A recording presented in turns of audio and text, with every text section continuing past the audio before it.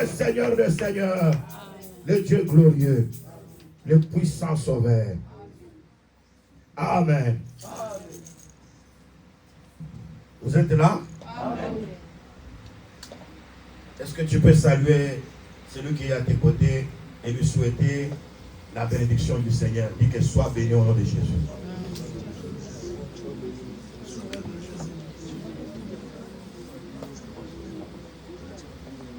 Dis-lui que la paix de Dieu soit avec toi.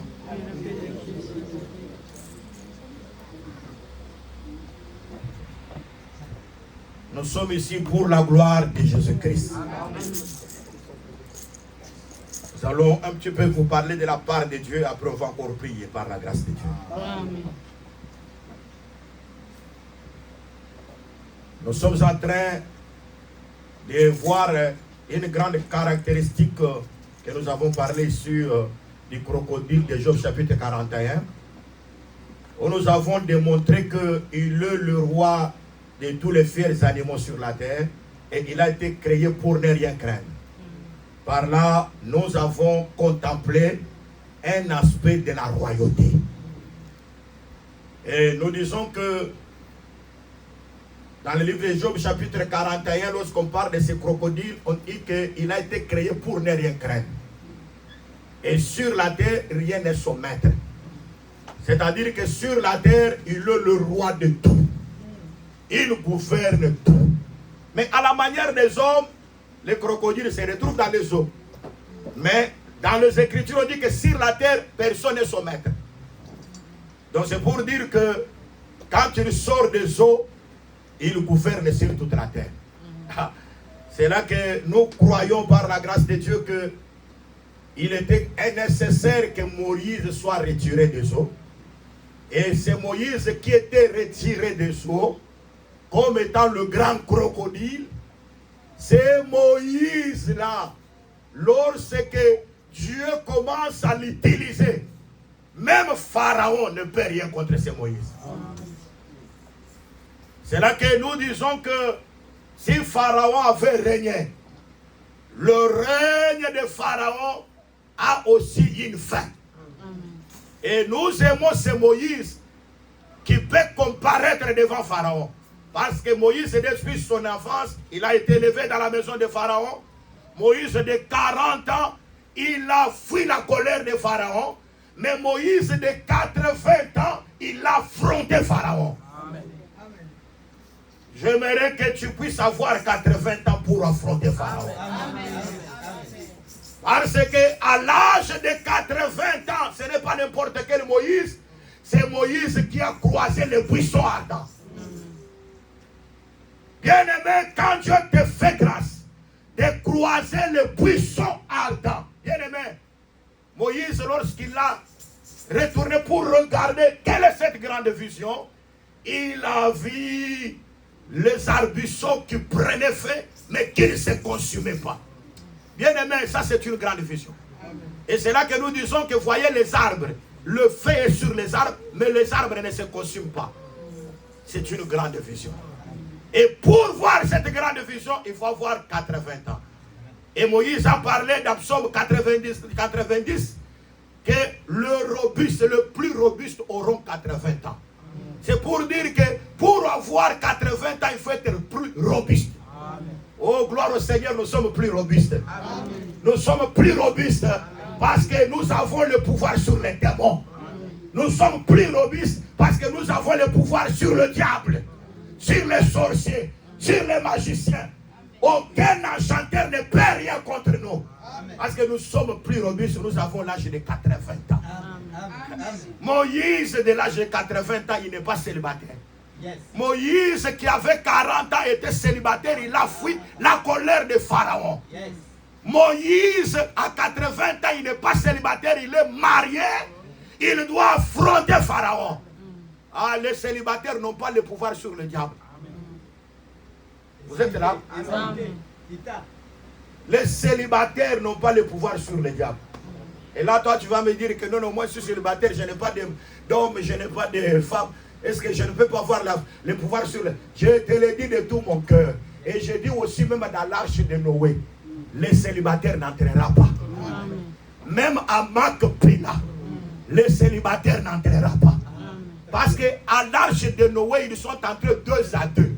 Même les animaux étaient entrés 2 à 2. C'est-à-dire dans l'arche de Noé, il y avait le mariage.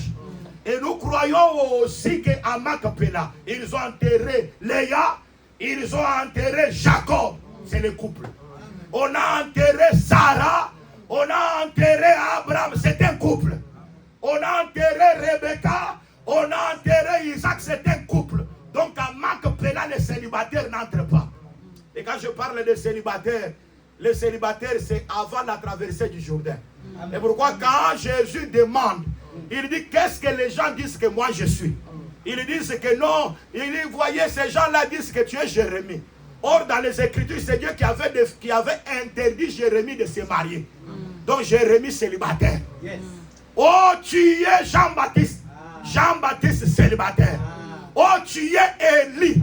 Élie célibataire. Ça, c'est avant. Mais après, tu es l'un de tous les prophètes. C'est-à-dire les autres prophètes là comparés à Jésus se sont démariés. C'est là que nous disons que Jésus a pris des caractéristiques. Il a pris la caractéristique comme célibataire. Jésus venant dans le monde, il allait vers les Juifs. Il leur a prêché la parole comme célibataire. Les Juifs n'ont pas cru à Jésus. Et pourquoi il fallait qu'il abandonne Israël, qu'il aille maintenant se marier à toi et à moi. Quand tu le reviendras, Israël croira en lui. Parce que c'est Jésus qui est déjà marié.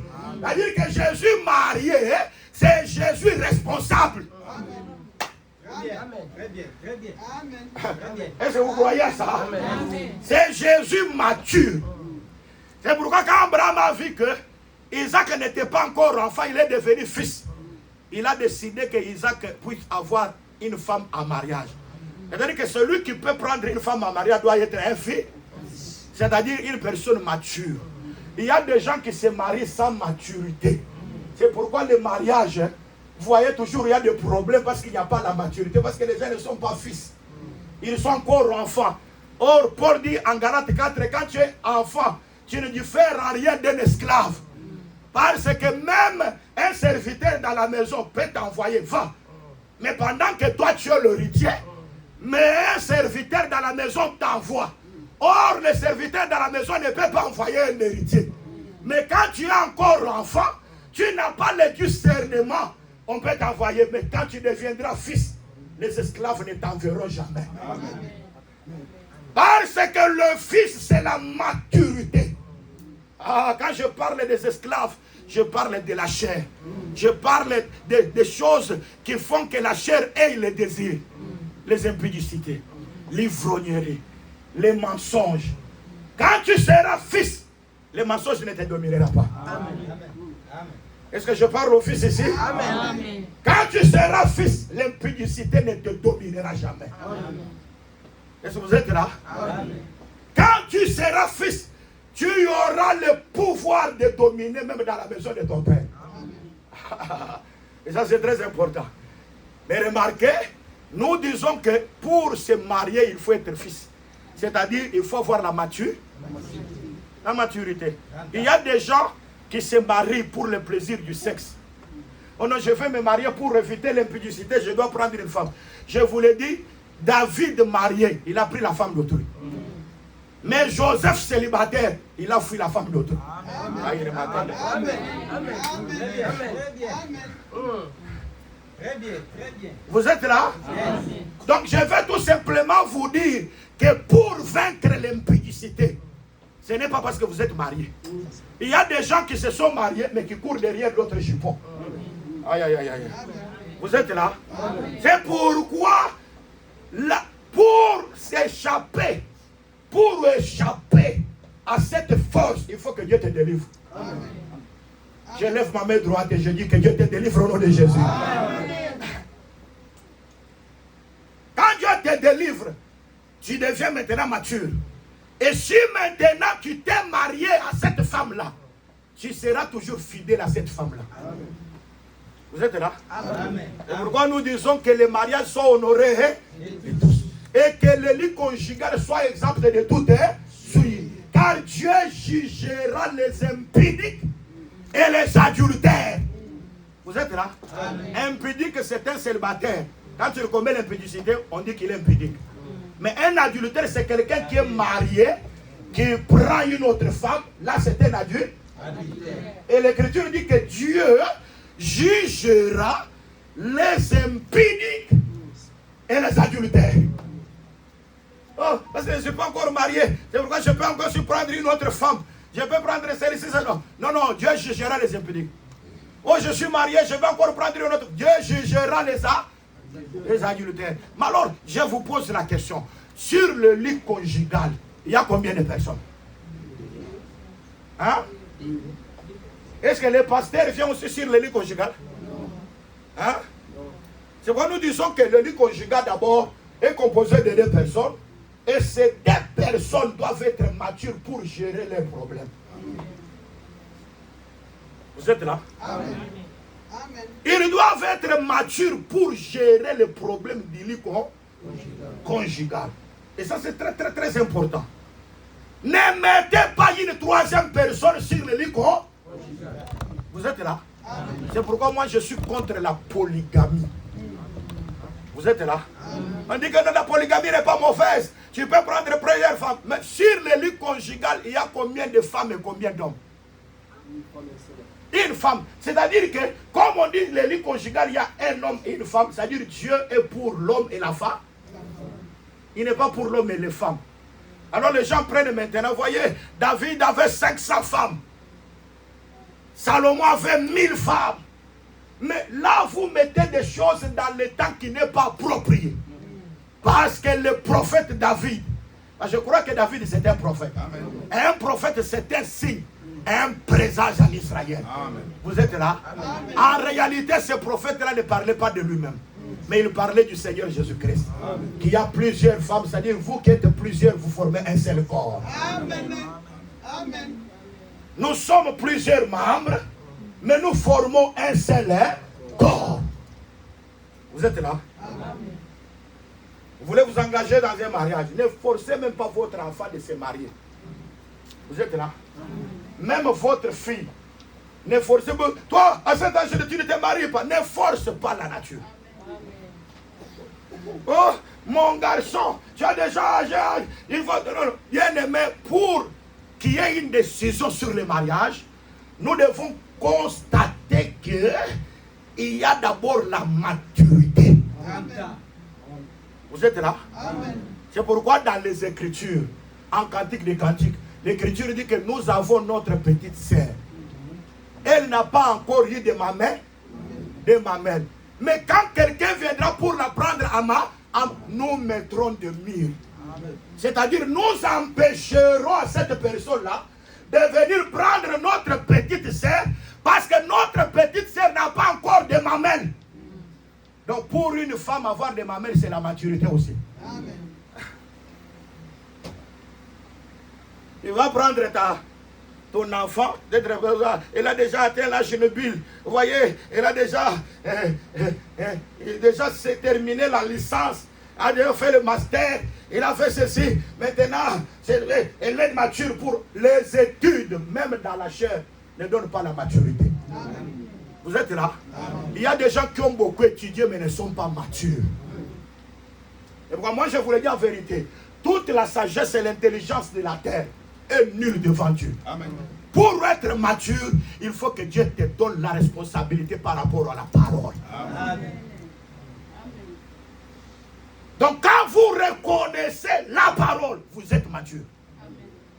Pourquoi? Parce que la parole te dira, lorsque tu as un problème avec ton frère, ton mari ou ta femme, la première des choses, la personne qui se reconnaît que j'ai offensé l'autre, il doit demander pardon. Amen. Amen. Demander pardon, ce n'est pas une humiliation. Mais demander pardon, c'est d'abord un aspect de l'élégance. Vous êtes là? C'est-à-dire la personne reconnaît que j'ai offensé mon frère. J'ai offensé ma soeur. Je demande pardon. Bien aimé, un enfant de Dieu, il est comme Jésus. Avant même que toi tu me demandes pardon, moi je t'ai déjà pardonné. Amen. Vous êtes là? Amen. Mais un enfant de Dieu, quand l'autre, tu as offensé l'autre et tu restes comme ça, non, bien aimé, tu n'es pas encore enfant de Dieu. Vous êtes là? Amen. C'est pourquoi, même dans le mariage, vous êtes là? Je ne sais pas pourquoi je parle du mariage. Même dans le mariage, ce qui fait la force du mariage, c'est le pardon et la compréhension. Vous êtes là? Amen. Il faut se comprendre. Quand l'autre tombe dans l'erreur, dit non, non, non, j'ai fait le mal. Ce n'est pas parce que toi tu es mari, tu ne peux pas demander pardon à la femme. Non. Si toi, mari, tu as fait quelque chose de mal à la femme, dis, je m'excuse, je fais mal, pardonne-moi. L'humilité précède la gloire. Amen. Dieu résiste aux orgueilleux, mais il fait grâce aux humbles. Une personne qui n'a pas l'aptitude de demander pardon, c'est une orgueilleuse.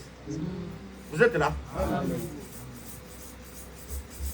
Ah, moi je ne veux pas ça, je veux me diminuer devant lui. Ça c'est l'orgueil.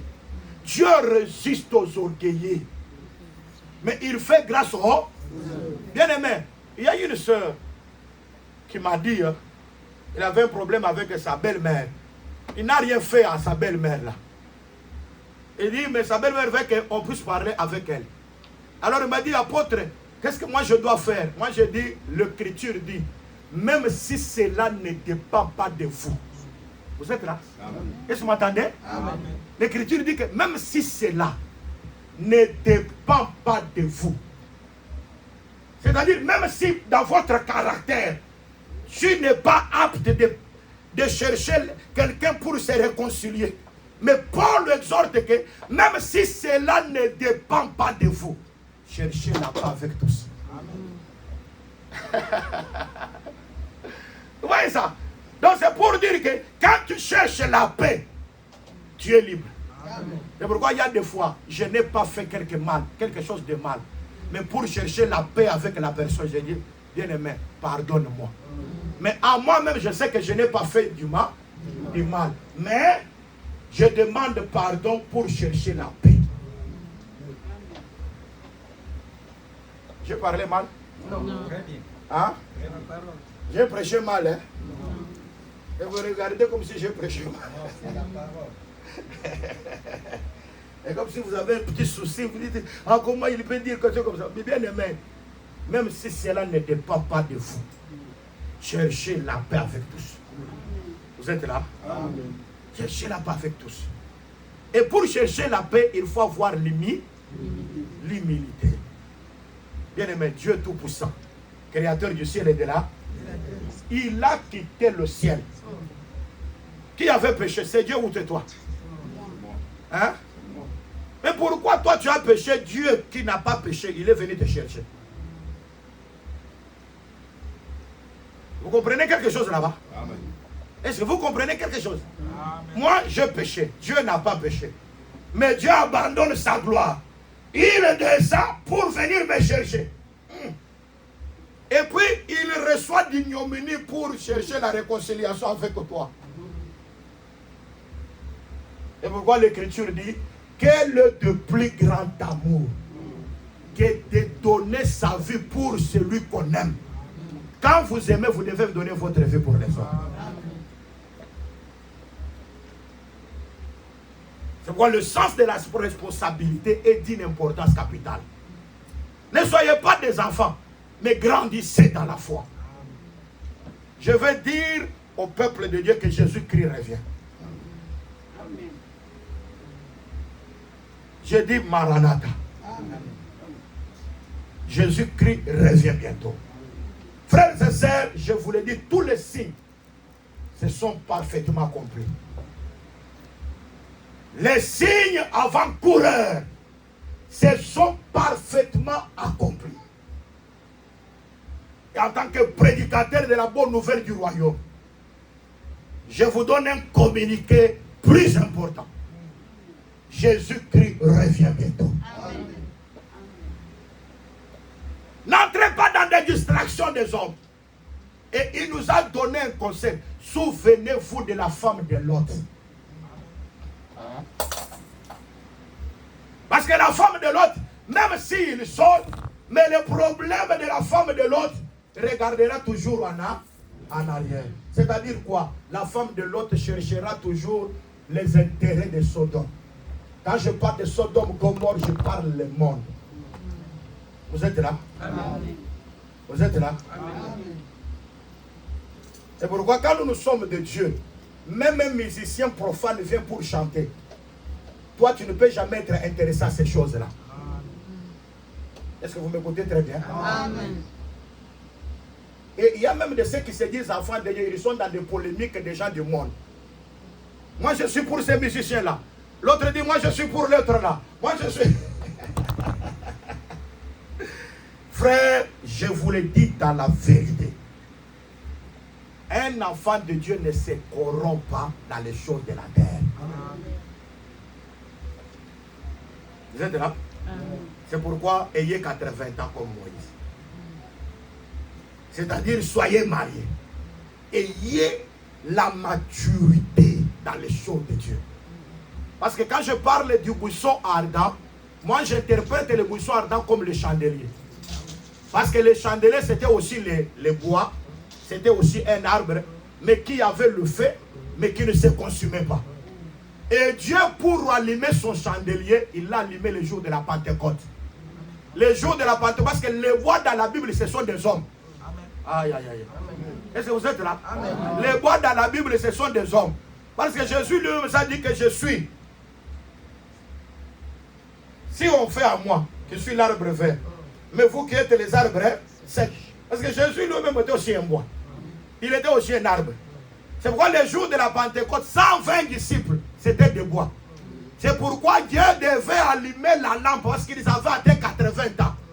Il devait voir la lampe de Dieu. C'est pourquoi sur leur tête, il y avait des flammes de... Ah. Sur les disciples, il y avait des flammes de feu. Mais est-ce qu'ils se consommaient? Je vous le dis dans la vérité. Si Dieu vous a baptisé du Saint-Esprit, sur votre vie, vous avez des flammes de feu. Amen. Donc quand vous marchez là, vous êtes la lumière du monde. Amen. Vous ne pouvez jamais marcher dans le ténèbre. Parce que la grâce et la lumière de Dieu vous accompagnera. Amen. Moïse est de 80 ans. C'est un crocodile. Là, il a la capacité de se tenir devant Pharaon. Il n'aura jamais peur de Pharaon. Et pour ne pas avoir peur de Pharaon, il faut que vous ayez l'autorité. C'est là que nous avons donné Genèse chapitre 38. Parce que Genèse 37, ils ont vendu Joseph. En vendant Joseph, ils ont trahi Joseph, ils l'ont vendu. Le véritable Joseph vendu, c'est le Seigneur Jésus-Christ. Qui était trahi par son peuple qui était la maison. C'est pourquoi Genèse 38, l'Écriture dit que Judas se retira de ses frères. Vous êtes là? Amen. Judas. Vous connaissez les cantiques? Judas na yembela yolo yembo. Vous connaissez ça? Judas. On peut chanter un peu. Judas na yembela yolo yembo. Judas na yembela yolo yembo. Mana yamine kombonaye. Oyo yamine kombonaye. Judas. Pourquoi? Parce que Judas c'est la louange, parce que c'est le 4e fils. Quand tu l'as paré, c'est la victoire. Amen. Et à Judas, on a dit que le sceptre ne s'éloignerait pas de Judas. Jusqu'à ce que vienne Shiloh et que tous l'obéissent. Parce que Judas, le sceptre, c'est un roi. Amen. Vous êtes là? Amen. Quand on vend Joseph, Judas doit se retirer. Et nous disons, quand vous méprisez la grâce de Dieu, parce que Joseph c'est la grâce, Joseph c'est la lumière, ils l'ont appelé que c'est un faiseur de songes. Or quand on parle du faiseur de songes, c'est quelqu'un qui apporte la lumière. Quand vous refusez la lumière, Judas doit s'éloigner. Judas c'est la royauté. Quand vous trahissez Jésus, vous n'aurez pas encore de pouvoir sur le diable. Tu ne seras pas comme le crocodile. Parce que le pouvoir ne te sera pas encore donné. C'est pourquoi nous avons dit que Judas c'est le royaume. Judas c'est la royauté. C'est pourquoi Jésus-Christ était venu pour pouvoir nous donner, à toi et à moi, le pouvoir que nous avons perdu dans le jardin d'Éden en Adam. C'est-à-dire, nous restaurer ce pouvoir. Nous allons un peu lire les Écritures. C'est très important. Vous êtes là? Amen.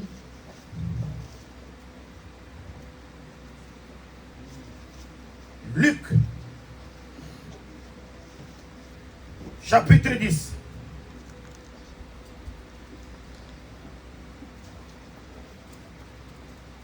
Luc, chapitre 10e.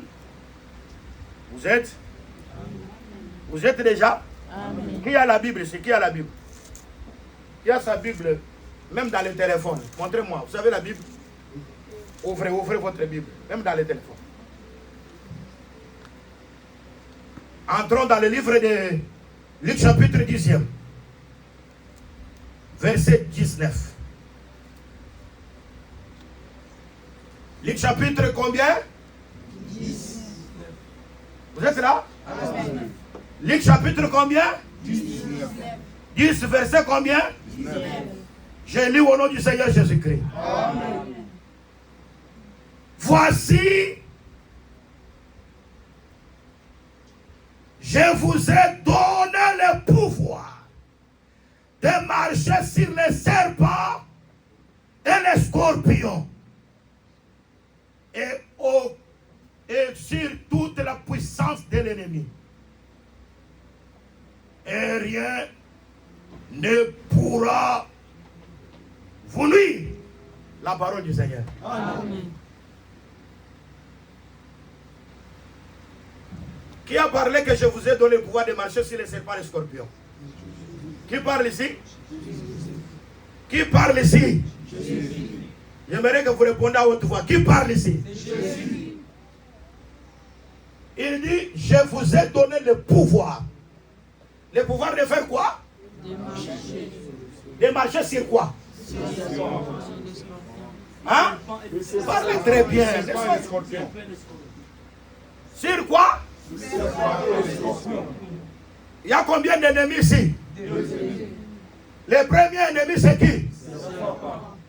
Deuxième ennemi c'est qui? Alors quelqu'un peut penser que le serpent c'est le serpent qu'on voit ici. Et l'autre peut aussi penser que ce sont les scorpions. Mais les Écritures doivent nous déceler ces choses très bien. Parce qu'il n'y a pas plusieurs ennemis. Il n'y a seulement que deux catégories des ennemis. Vous êtes là? Amen. J'ai dit qu'il n'y a seulement que deux catégories d'ennemis. Il y a ennemi serpent. Et il y a ennemi scorpion. Vous êtes là? Amen. Le serpent attaque par la tête. C'est ça, non? Hein? Est-ce que le serpent mord par rapport à la queue? Non. Quand le serpent t'attaque, c'est la tête.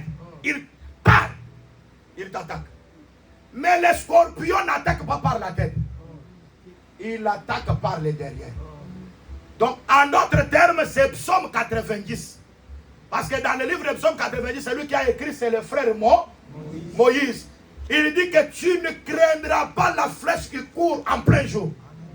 Et tu n'auras pas peur de la terreur de la nuit. Psaume 90, on a aussi parlé des deux ennemis. Le premier ennemi court le jour. C'est une flèche.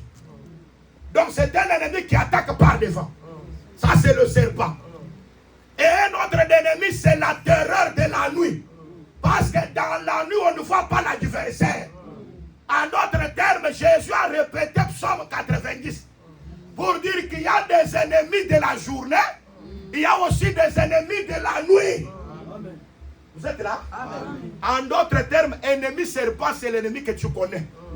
Ennemi scorpion, c'est l'ennemi que tu ne connais pas. Vous êtes là? C'est-à-dire qu'ennemi serpent, tu peux le voir. Hein? Tu sais que nous, c'est ici le combat. Mais l'ennemi scorpion, il peut même manger avec toi. Il peut même te saluer. Il peut même être gentil avec toi. Mais dans la nuit, il te combat. Vous êtes là? C'est pourquoi David dit ceci. Mes ennemis sont nombreux. Il dépasse même les cheveux de ma. Qui peut compter les cheveux de sa tête? Donc le nombre de cheveux de ta tête là, tes ennemis dépassent même les cheveux de ta tête. C'est-à-dire qu'il y a des ennemis que tu connais et les ennemis que tu ne connais pas. Même dans la marche d'Israël, il y avait des ennemis qui les attaquaient avant. Vous êtes là? Il y a eu un autre ennemi qui les a attaqués par derrière. L'ennemi qui attaque par derrière, c'est Amalek. C'est pourquoi il y aura guerre entre l'Éternel et Amalek de génération en génération. Parce que la main de l'Éternel est soulevée sur le trône. Quand il y a un ennemi qui attaque par derrière, la main de Dieu s'élève sur le trône. Parce que là, toi, tu ne peux pas combattre. Tu ne le comprends pas. Tu ne le discernes pas. Tu ne sais pas qui est ton ennemi. Je demande que la main de Dieu s'élève sur le trône. Et la main de Dieu élevée sur le trône, c'est le Seigneur Jésus-Christ. Pour combattre les ennemis que toi, tu ne vois pas, mais qui viennent te combattre. Je vais te rassurer une chose. Tous les ennemis qui te combattent et que toi, tu ne les connais pas. Lorsque toi, tu as fait que Dieu élève sa droite. Il combattra tous ses ennemis-là au nom de Jésus-Christ.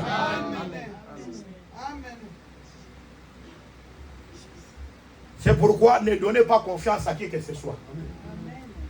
Est-ce que vous m'entendez très bien? Est-ce que vous me comprenez? Avant, quand nous avons commencé les choses de Dieu ici, on était dans des permanences. On pouvait nous apporter la nourriture au mange facilement. Mais ces derniers temps, c'est compliqué. Et surtout à Kinshasa, même dans les assemblées des saints, nous venons de perdre un docteur, pasteur, mais qui est mort du poison. Vous êtes là? Dans l'église des saints, nous venons de perdre un, et il était jeune. Jeune, mais empoisonné. Et beaucoup de gens qui sont morts dans les assemblées des saints ont été toujours accusés de poison. Nous avons perdu le prophète Kial. Nous avons perdu. Toutes ces personnes-là, c'est toujours, oh, il est mort par le poison. Il est mort. Et nous nous disons bien-aimés dans le Seigneur. Maintenant, à qui donner confiance? Parce qu'il y a des ennemis qui sourient avec toi. Vous êtes là? Et ouais, nous disons que Batunion soit songi songi. Azabanguna. Et ce soit quand bien. Et ce soit quand très bien. Amen. La personne, toi, la personne n'est pas là. Pourquoi tu parles de lui? Est-ce que vous entendez très bien? Amen. Bien aimé, quand les personnes qui viennent à l'église, comme vous êtes venus à l'église, est-ce que vous êtes venus pour faire des amitiés ici? Hein? Vous êtes venus pour connaître des vies privées des gens ici? Hein? Mais quand nous venons ici, nous ne voulons pas connaître personne selon là. Ici, nous voulons seulement connaître une seule personne. Jésus-Christ et Jésus-Christ crucifié. Amen. Quand une personne vient pour te parler de l'autre, dis non, frère, je ne suis pas venu pour ça. Amen. Amen. Moi, je suis venu pour la gloire de Dieu. Amen. Vous êtes là? Amen. Bien aimé, quand tu maltraites quelqu'un en police, tu l'as déjà tué. Parce que il y a la haine. Bien aimé, beaucoup pensent que les sorciers, ce sont des personnes qui vont seulement voler la nuit et que tuent les gens la nuit. Mais quand tu es ton prochain dans ton cœur, tu l'as déjà tué. Tu vois, nous exhortons dans la foi. Et c'est très, très, très important. Nous vous aimons dans la vérité. Il est important parce que pour être disciple de Jésus, il y a un conseil. Aimez-vous les uns. Et quand nous nous aimons les uns les autres, nous sommes véritablement les disciples de Jésus-Christ. Mais quand il n'y a pas l'amour, nous ne sommes pas disciples de Jésus-Christ. C'est une exhortation à la vigilance. Parce que je vous l'ai déjà dit ici que Jésus revient. Et pour que tu participes à l'enlèvement, il faut que l'amour de Dieu soit visible dans ton cœur. Amen. Tu peux avoir tous les versets de la Bible dans ta tête, mais tu n'es pas sauvé. Amen. Tu peux faire beaucoup de débats, mais tu n'es pas sauvé. C'est pourquoi nous disons que celui qui sera sauvé, c'est la personne qui a la royauté de Dieu dans sa vie. Amen. La royauté, c'est avoir la vie de Jésus-Christ. C'est très très important. Et maintenant, remarquez, le chapitre que nous venons de lire, Jésus dit, je vous ai donné l'autorité, le pouvoir. Le pouvoir de faire quoi? Quand on marche sur quelque chose, c'est-à-dire on a la domination sur la chose. Donc tu as le dessus. C'est-à-dire que soit des ennemis de la journée, que ce soit les ennemis de la nuit, le Seigneur t'a donné l'autorité de marcher sur ces ennemis-là. Je croyais que tu allais dire Amen. Amen. Je croyais que tu allais dire Amen. Amen. Qui croit que Dieu lui a donné le pouvoir sur les ennemis journaliers et les ennemis de la nuit? Amen. Et si tu crois, acclame pour le Seigneur Jésus.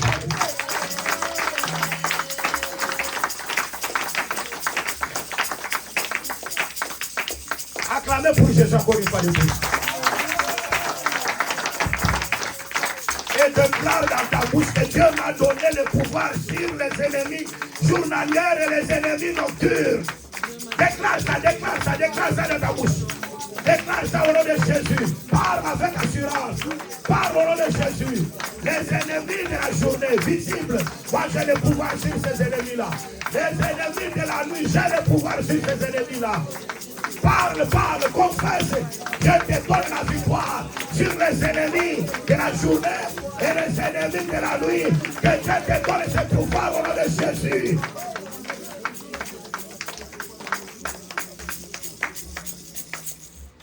Amen. Amen. J'aimerais que tu fasses encore une déclaration. Que ce soit dans la famille de mon père, que ce soit dans la famille de ma mère. Tous les ennemis que nous connaissons. Et les ennemis que je ne connais pas. Tu ne dis pas que nous connaissons, tu dis j'ai. Les ennemis que je connais. Les ennemis que je ne connais pas. Dans la famille de mon père. La famille de ma mère. J'ai le pouvoir. Je marche au-dessus au nom de Jésus. Commence à déclarer. Allez, acclame et qu'on déclare. Acclame et déclare au nom de Jésus. Déclare cela avec autorité. Avec pouvoir. Avec détermination. Et ce que tu déclares arrive au nom de Jésus. Ce que tu déclares arrive au nom de Jésus.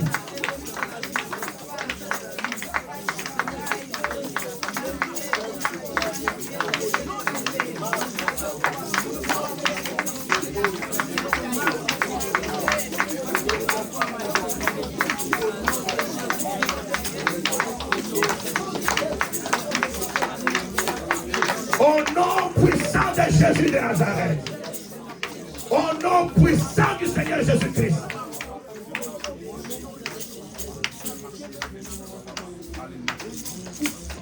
Et quand nous lisons dans les Écritures, dans le livre d'Apocalypse, quand on parle des trompettes, l'Écriture dit que ils sont sortis, les ennemis là.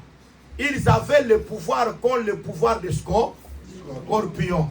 Ils vont mordre pour les tourmenter et non les tuer. Vous êtes là? Amen. Alors, nous avons maintenant des aspects aussi des ennemis. Il y a des ennemis qui tourmentent la vie d'une personne. En Apocalypse, les scorpions avaient le pouvoir de tourmenter pendant 5 mois. Non pas de tuer, mais les douleurs, là, les piqûres des scorpions, tourmenter pendant 5 mois. Il y a de certaines personnes qui ont croisé des ennemis, toute leur vie, ils sont tourmentés, soit par une maladie. Vous êtes là? Amen. Et cette maladie, tu ne meurs pas, mais tu es toujours les médicaments chaque jour, les problèmes chaque jour. Qui t'a piqué les scorpions? Est-ce que vous êtes là? Amen. Aïe, aïe, aïe, aïe. Amen. Est-ce que je suis avec vous ici? Amen. Donc les scorpions dans les Écritures en Apocalypse, quand tu le piques, c'est pour tourmenter et non pas pour tuer. Mais le serpent tue, mais les scorpions tourmentent. Aïe, aïe, aïe. Amen. Vous êtes là? Amen. Vous pouvez voir une personne en bonne santé, à la manière des hommes. Mais en soi-même, la personne est tourmentée parce que les scorpions l'ont piqué. Amen. Je suis en train de vous annoncer le combat spirituel. Amen. Yes. Et je vous dis, le combat spirituel, c'est une réalité. Amen. Amen. Amen. Israël, quand tu le retournes, pour retourner à Canaan, il y aura des campements. Parce que chaque campement a une réalité. Il y aura des ennemis. Mais quand Jacob est allé en Égypte, il n'avait pas combattu. Il n'y avait pas de campement. Parce que quand nous avons quitté l'éternité pour venir sur la terre, on n'a pas combattu. Mais maintenant, lorsque nous quittons la terre pour retourner vers l'éternité. Attends, le diable vous distrait. Les choses que je vous parle sont des choses très importantes. Et si vous capturez ces choses, vous aurez la victoire sur les serpents et les scorpions. Parce que vous comprendrez quel est l'ennemi, c'est serpent. Et quel est l'ennemi scorpion. Parce que les gens répètent toujours les versets. Je vous ai donné l'autorité de marcher sur les serpents, sur les scorpions. Aucune puissance de l'ennemi ne vous fera du mal. Aucune puissance de l'ennemi ne vous nuira. Les gens toujours répètent ça. Mais ils ne comprennent pas l'essence de ces versets-là. Dieu vous a donné le ministère de la parole pour que vous puissiez comprendre l'essence des versets. Parce que la vie éternelle, c'est dans la compréhension. Amen. Amen. Donc quand vous comprenez, Dieu vous sauve. Il y a de certains combats que Dieu vous donne la victoire quand vous avez la compréhension. Ah, mais c'est la vérité, non? Gédéon devait combattre, mais il avait peur. On a dit non, non, va, prends ton ami Pourra, va maintenant circuler dans le camp de Madianite. Et quand il est parti, il a écouté quelqu'un donnant les songes, ce qu'il avait vu dans la nuit. Et l'autre lui dit, tu vois, l'épée que tu as vu là, le pain que tu as vu là, c'est l'épée de Gédéon. Donc la compréhension du songe et l'explication a donné la compréhension à Gédéon que j'aurai la victoire sur les Madianites.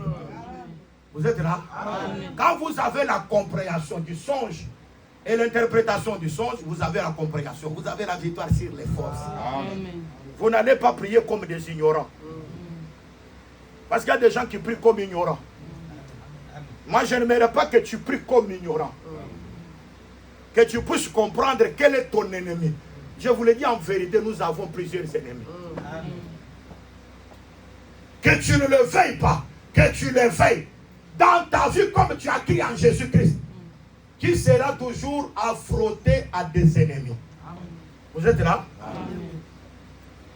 Même si tu le veux, même si tu ne le veux pas, il y aura des ennemis que tu connais, il y aura aussi des ennemis que tu ne connais pas. Ah oui. Je vous ai dit que le serpent tue. Il attaque par devant. Là, quand tu t'attaques, le venin là te tue. Hein? Et vous, il y a des personnes là. Vous avez vu qu'il n'a jamais été tourmenté par... Mais le diable, quand tu l'attaques, c'est la mort. Mais les scorpions tourmentent. Vous êtes là? Alors vous voyez que la vie d'une personne, tout sur la terre, toute sa vie, c'est le tourment. Il est toujours condamné par la médecine, il est toujours condamné par des certaines... Il est toujours... Et puis, la personne, toute sa vie, c'est toujours la peur. Il y a de certaines personnes, je vous le dis en vérité, beaucoup de malheurs sont de la part du méchant. Quoique d'autres malheurs, ce sont des épreuves que Dieu te fait traverser. Mais les épreuves ne sont pas éternelles. Amen. Vous êtes là? Amen. Vous voyez que la personne, toute ta vie, tu es toujours, depuis que je prie, il y a ceci, cela, il y a toujours un malheur qui est toujours avec moi tous les jours. Peut-être que tu as été piqué par un scorpion pour te tourmenter pendant 5 mois. Quoique c'est prophétique, mais je le parle parce que je veux vous instruire. Toute écriture est inspirée de Dieu. Et quand je vous parle, c'est pour vous donner le sens de comprendre les choses. Parce qu'il y a de certaines personnes qui prennent les choses comme ça. Ah, c'est normal. Que si tu arrives comme ça, c'est normal. J'ai vécu comme ça, c'est normal. Non, non. Bien aimé, vous devez comprendre que la vie sur la terre, c'est une vie de combat.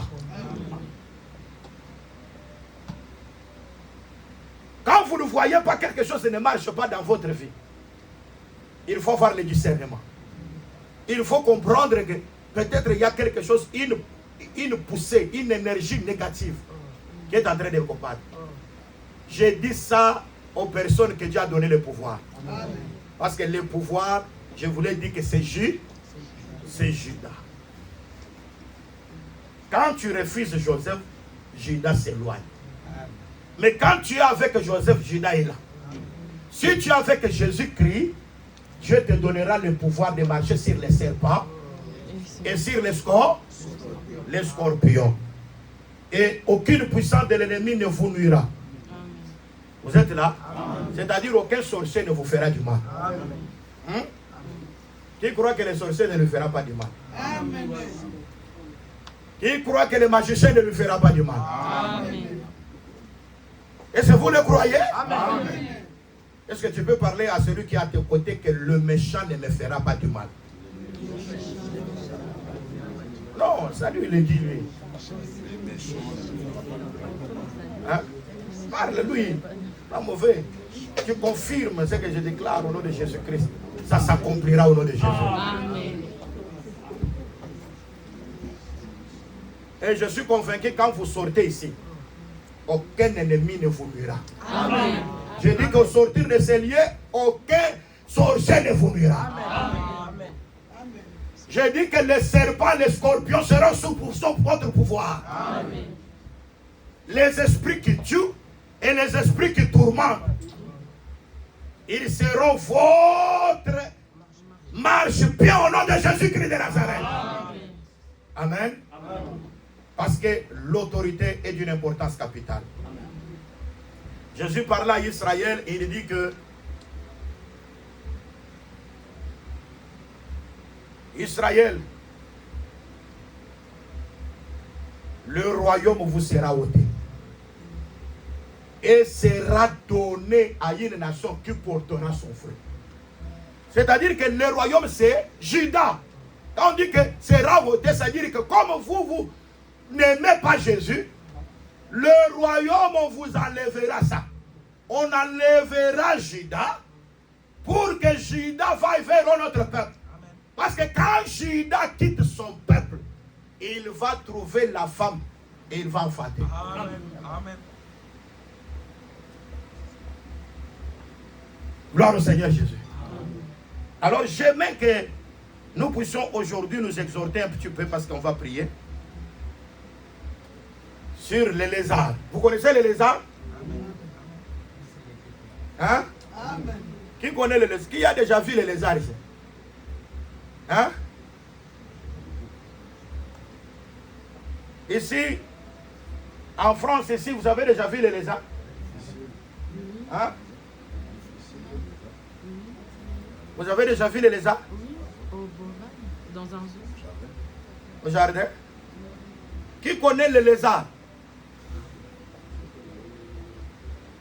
Lisez un peu dans la Bible, j'explique et nous prions. L'homme de Dieu pâturel, tu as la Bible? Lis pour moi. Proverbe 30, verset 28.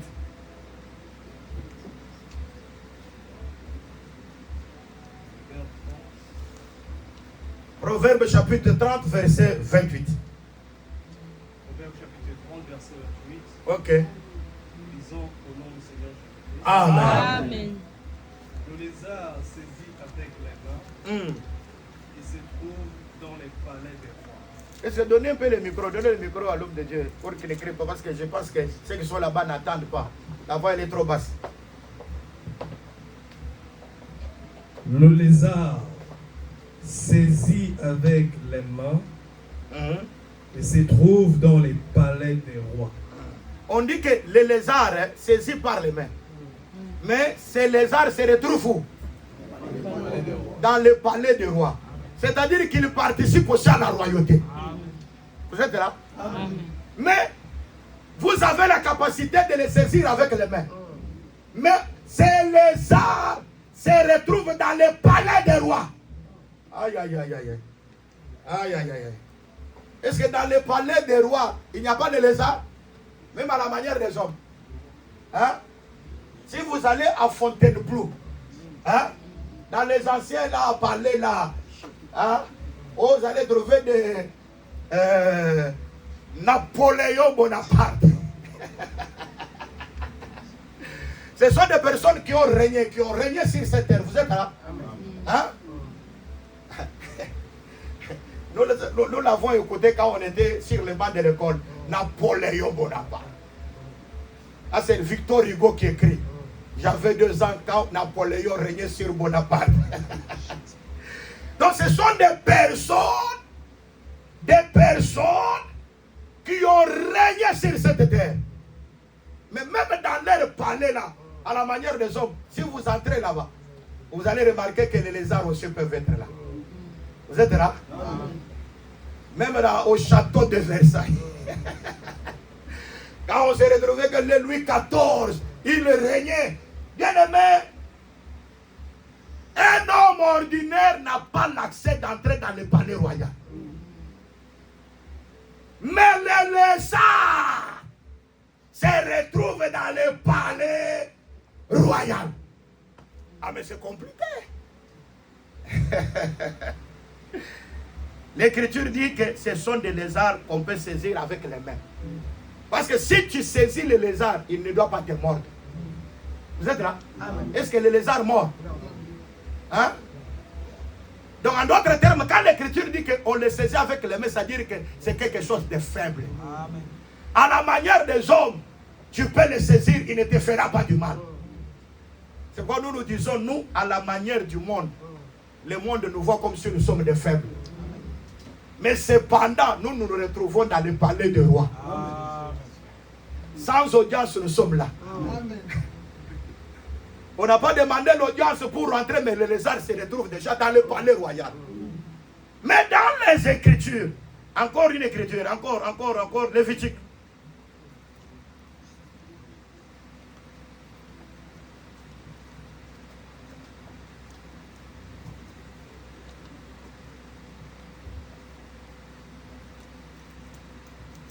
Vous êtes là?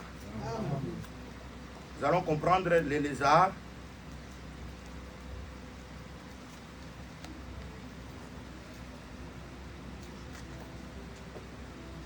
Lévitique chapitre 11e. L'homme de Dieu, verset 29. Lévitique chapitre 11. Verset 29. Verset 29.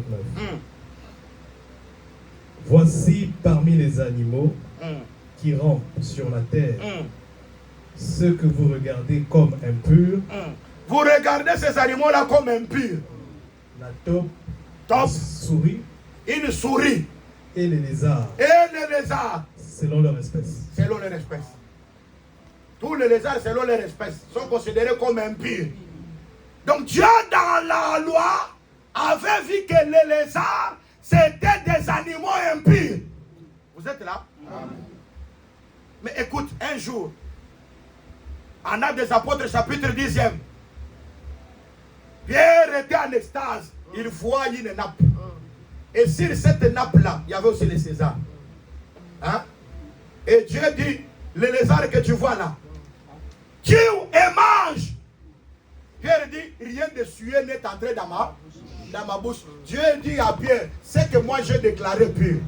Toi ne le rejette pas. Amen. Je vous dis, ces jours-là, le lézard a été déclaré pur. Amen. Mais avant, par rapport à la loi, le lézard c'était un animal impur. C'est là que je comprends que le lézard, c'est toi et moi. Amen. Par rapport à la loi, tu étais impur. Moi, j'étais impur. Quand on parlait de lézard, on voyait la maison de Corneille. Corneille, par rapport à la loi, ne peut pas manger avec Pierre. Mais ces jours-là, Corneille a été déclaré avec sa famille qu'ils étaient purs. Oh, à travers l'œuvre de la croix, toi et moi, nous avons été déclarés purs. Avant, tu étais condamné par la loi de tes pères. Dans la coutume, tu étais une personne que les sorciers pouvaient marcher au-dessus. Parce que tu étais condamné comme les lézards. Mais déjà que Jésus-Christ était mort pour nous à la croix, il a déclaré que tu es devenu pur. C'est que tu as déclaré pur, personne ne peut le rejeter. Dieu t'a déclaré pur. C'est pourquoi je te dis, à la manière des hommes, on peut te saisir par les mains. À la manière des hommes, quand on me bat à la joue gauche, je donne la joue droite. À la manière des hommes, je ne me venge pas. À la manière des hommes, je pardonne. Amen. À la manière des hommes, je ne peux pas rendre le mal pour le mal. Parce que je suis un animal qu'on peut saisir par les mains. Mais la différence, c'est que au monde, on me voit, je suis inutile. Mais je me retrouve dans le palais des rois. Hein? J'ai dit que le palais des rois, c'est les Écritures. C'est là que nous nous retrouvons dans le palais des rois. C'est-à-dire, quand nous lisons les Écritures, nous trouvons notre portion dans les Écritures. Vous êtes là? C'est-à-dire que vous vous retrouvez, quand vous lisez la Bible, pour vous, ce sont des palais. Parce qu'on vous fait, c'est pourquoi la Sulamite, on l'a fait entrer parce qu'elle était un lézard. Le lézard qui doit entrer non pas dans un palais, mais dans plusieurs appartements. C'est-à-dire que les palais des rois, ce sont les plusieurs appartements. Et je vous dis, les plusieurs appartements que vous devez vous approprier, c'est Genèse jusqu'à l'Apocalypse. Amen. Ah, il ne m'entend pas. Notre constitution. C'est ça notre constitution. C'est-à-dire, vous devez vous retrouver dans les appartements. Donc quand vous entrez en Genèse, vous vous retrouvez. Vous êtes en Exode, vous vous retrouvez. Vous allez en Lévitique, vous vous retrouvez. C'est pourquoi, bien aimés, on peut nous voir que nous sommes des peuples à la manière des hommes ignorants. Comme on considérait Pierre et Jean. Des gens du peuple sans instruction. Mais ils ont été avec Jésus. Amen. C'est pourquoi il y a une personne qui a été avec Jésus. Mais c'est comme Étienne. Il dit que je vous donnerai une bouche. Une sagesse qu'aucun adversaire ne pourra résister. Étienne devant le Sanhedrin, il a résumé toute l'ancienne alliance dans une page. C'est-à-dire que Étienne est entré dans tous les appartements de l'ancienne alliance. Il a résumé tous les appartements de l'ancienne alliance dans une seule page. Et les gens ont compris que ça c'est une grande sagesse. Avoir la grande sagesse, c'est connaître la parole de Dieu. À la manière des hommes, vous êtes les lézards. Mais vous êtes dans le palais royal. Parce que le palais royal, c'est là où il y a l'autorité. C'est pourquoi moi, je crois de tout mon cœur. Quelqu'un qui connaît très bien la parole, l'ennemi ne peut pas docter sur vous. Amen. Vous êtes là? Amen. Même si ton mari se comporte mal, tu auras l'autorité parce que tu vas occuper, tu entres dans le palais. Quand tu entres dans les écrits, tu récupères la parole. Tu récupères une écriture. Ça devient toute une arme. Lorsque tu la fais sortir, elle change le comportement de ton mari. Est-ce que vous croyez aussi comme ça? Amen. Les animaux qu'on peut saisir par les mains. Mais cependant, ils se retrouvent dans le palais royal. C'est pourquoi nous nous disons, bien aimés, dans les Écritures, et une fois, pour terminer, les Assyriens sont venus pour dominer sur Israël. Et pour vaincre, c'était des ennemis. Mais remarquez, frères et sœurs, pendant qu'ils préparaient leur complot avec les rois Ben-Hadad, ils préparaient le complot pour prendre Israël en embuscade. Il y avait un prophète. Son nom c'est Élisée le prophète. Hein? Élisée le prophète. Il révélait tous les secrets des ennemis. Bien aimé, pour avoir les secrets de tous vos ennemis, il faut qu'un prophète soit là. Hein? Et aujourd'hui, notre prophète, c'est le Saint-Esprit. Quand vous avez le Saint-Esprit, bien aimé, avant, quand tu es en train de comploter contre toi, l'Esprit du Seigneur va te révéler. Je demande à Dieu que l'Esprit de Dieu te révèle toutes choses.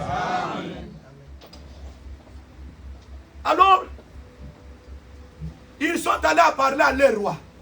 Il dit, vous n'allez pas vaincre ces gens-là. Parce que là-bas, il y a quelqu'un. Quand le roi entre dans sa chambre et conspire, parle quelque chose pour le peuple, il y a quelqu'un qui vient là-bas pour révéler dans le palais royal. Hein? Et cet homme s'est Élisée. Quand vous dites non, non, leurs dieux, ils sont les dieux des montagnes. Nous allons maintenant les vaincre dans la vallée. Vous entrez dans la vallée, ils sont puissants.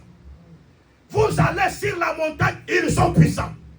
Bien-aimés, soyez puissants, que ce soit dans la vallée, que ce soit sur les montagnes. Amen. Goliath a été vaincu dans la vallée. Mais les Philistins ont été vaincus sur les montagnes. Amen. Vous êtes là? C'est pourquoi le combat entre David et Goliath, ça s'est passé dans la vallée. Vous êtes là? Et quand Goliath est tué, quand sa tête est coupée, maintenant les Israélites suivront sur la montagne. Parce qu'il y avait des montagnes d'un côté à côté. Ils vont suivre maintenant les Philistins pour pouvoir avoir la victoire sur les Philistins. Bien aimé, les montagnes sont plus élevées. Et les vallées sont abaissées. Et nous croyons que les vallées, c'est le séjour des morts. Et nous disons, bien aimé, que si Dieu a fait quelque chose d'une importance en Jésus-Christ, c'est parce qu'il est entré dans le séjour des morts. Il a détruit la mort. Parce que Goliath qui séjournait, qui avait le pouvoir dans le séjour des morts. Jésus, comme le véritable David, il a vaincu la mort. Comme il a vaincu la mort, il n'y a pas un autre pouvoir qui peut te dompter. Comme la mort a été vaincue, la sorcellerie ne te fera pas du mal. Amen. La maladie ne te fera pas du mal. Amen. Les blocages ne te fera pas du mal. Amen. Tout ce qui est du diable ne te fera pas du mal parce que la mort a été vaincue. Amen. Vous êtes là? Amen. La mort a capturé tout le monde. Mais c'est Jésus qui a vaincu la mort. C'est pourquoi nous disons aujourd'hui, si tout le monde ne s'est pas entré dans le palais royal, nous sommes dans le palais royal. Amen. Nous sommes entrés dans l'autorité de Christ. Nous avons des versets. Nous avons l'inspiration. Nous avons la grâce que Dieu nous donne. Nous connaissons ce qu'est la pensée de Dieu. Même ce que l'ennemi complote. Dieu nous donne aussi la capacité de comprendre ce que l'ennemi pense. C'est pourquoi Paul dit, nous n'ignorons pas les desseins du diable. Amen. L'église, nous n'ignorons pas les desseins du diable. C'est-à-dire les stratégies du diable, n'ignorez pas ça. Une église qui ignore les stratégies du diable, elle n'est pas une bonne église. Paul a dit, nous n'ignorons pas les desseins de l'ennemi. Les desseins, c'est quoi? C'est ce qu'il planifie. Hein? Frère, sœur, je vais te dire qu'il y a des planifications de Satan. Tous les jours, quand tu marches, le diable planifie quelque chose de mauvais contre toi. Mais toi, tu es un lézard déjà dans le palais royal. J'ai dit que tu es déjà le lézard dans le palais royal. Tout ce que l'ennemi planifie pour te détruire, Dieu t'a déjà donné tout ce que tu as à faire pour avoir la victoire sur l'ennemi. Avec Dieu, nous ferons des exploits. Il écrasera nos ennemis. Que Dieu bénisse sa parole.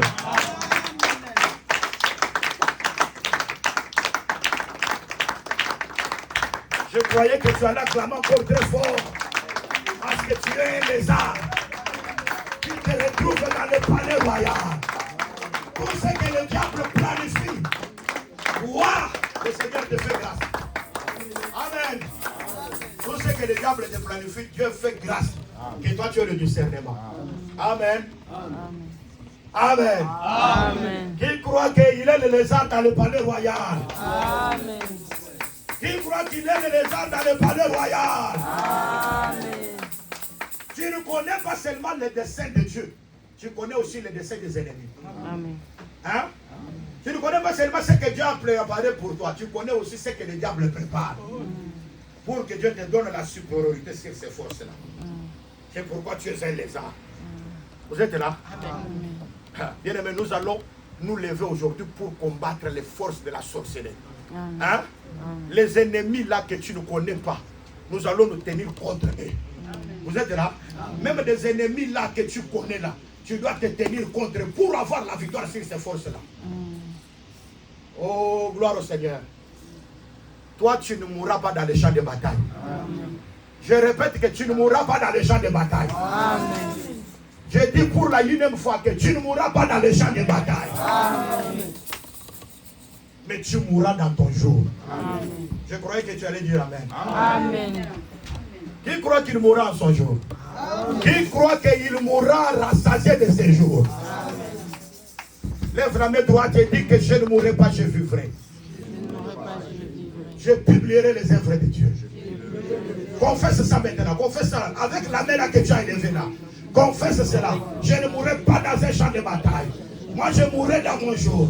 Aucun ennemi n'aura de pouvoir sur ma vie. Déclare. Bouge cette main-là. Déclare avec force.